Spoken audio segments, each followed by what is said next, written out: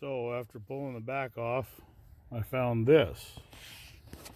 And this is obviously a pressure relief vent for the back, well, for the cab. And you can push these tabs down right here and push this thing out, but it will not go back in this way because it's not built that way. But you can obviously see in the trail of water down there that that's where the leak is coming from. It's coming from around this seal. So looking on this side,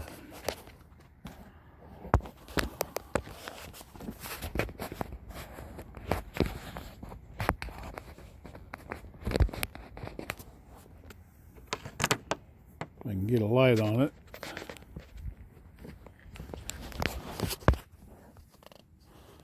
You can see that by pushing this corner out, you can see where that seal is messed up in there, where it's not even right on the corner. So when they manufactured this and when they put it together, they didn't get that seal right. They got kinked in that corner. So I'm going to attempt to try to pull that seal back like it's supposed to be and then reclip it back in. Hopefully that'll take care of my problem. I don't know if you can see where the seal itself is not. There we go. There's a better picture of the corner of it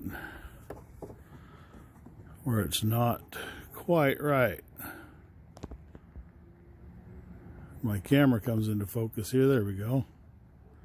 See how it's kinked right there down to there, where that portion of the seal was put in wrong. So I'm going to try to pull that up and stick it back in and see if it'll seal up. We'll see what happens. Okay, this is a 2019 F350, and I had a problem with my front driver's floorboard getting completely soaked underneath here, and that was saturated. This was all saturated with water underneath there, and as you can see, there's water in the trough down here. This I noticed in the front and the back, being completely saturated through here and in the back. After pulling off the panels along here, up in here, and pulling the carpet back, I discovered there was no water leaking on this side. Nowhere in the front could I find it. And so I moved to the back.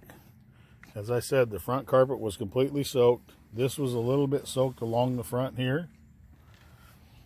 And in the back, this part of the back carpet, from here all the way along this line, had mold, and it was soaking wet clear back to here. Pulled this trim off, found out there was water in this trough which connects to the front one. Tried pulling this back to see if I could see where water was running down. This is a hard piece to pull off. Comes along here, goes up, and it's really in there really well. So I couldn't get that very far back. So I started with water testing to figure out why this part of the back carpet was not wet, but this was along here. And that's as far as I could feel. It wasn't wet up here. It was not wet in the back. I did water tests in the front, on the sides, around the door, everything. And I finally discovered the problem. It is this little rubber seal behind the driver's side in the back. See that movement?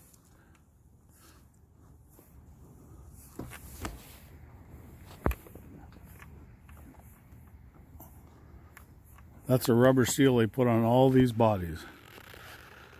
And this is behind here, right down there. You can see when I push, that seal comes apart. And I'm pushing right here. That rubber seal. The way I found this was by placing a hose, just like that flashlight is, right here on the driver's side, and just running it real slow. A little bit of pressure, but not much. This I did before I tried to do up around the window, which I was told might be the cause, and it wasn't. It's right there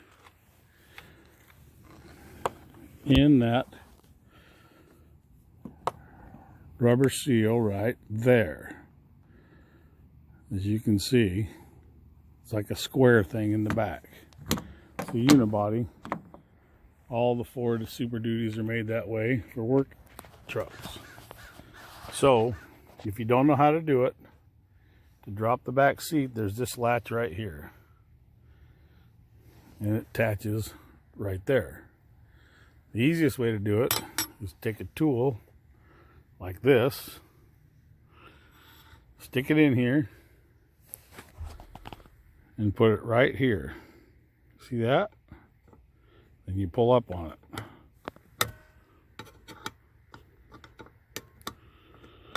That will unlatch it. So that's what I used. It unlatches from that, and then you can drop the seat down.